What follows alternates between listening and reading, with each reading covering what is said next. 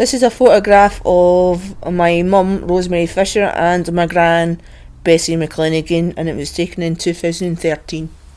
My gran was born in 30th of November 1930. My mum was born on the 16th of March 1951.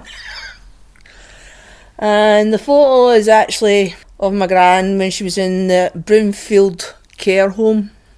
And it was a week before she passed away. And then 3 months after that, my mum passed away. So it's the very last photo I've got them together. And I've took it on my phone.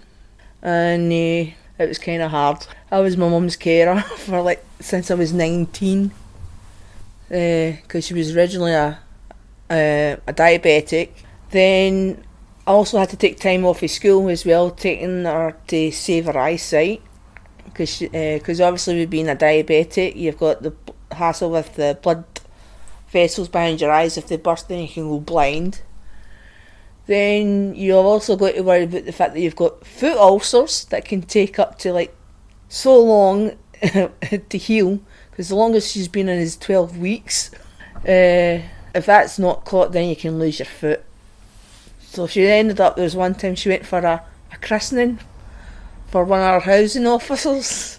His daughter was going for a christening, and she bought these new shoes, but because she wasn't careful in picking the right type of shoes, she ended up having a foot blister that ended up getting infected.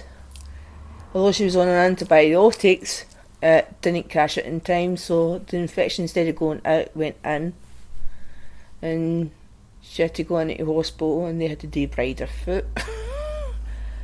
And then because they've got to leave it to heal from inside out, so she couldn't even walk on it.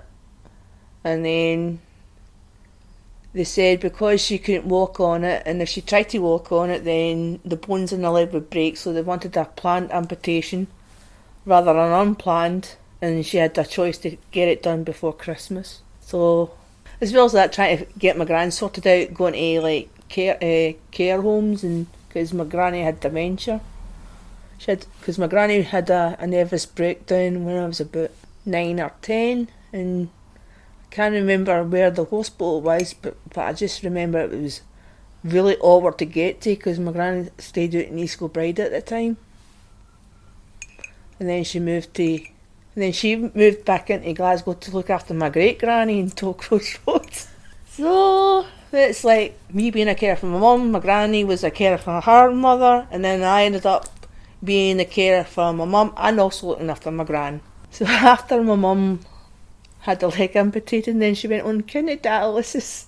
So my mum was kind of one that was she got told she had to be one different from everybody, so she was a diabetic, below the knee amputee, registered blind, and on kidney dialysis.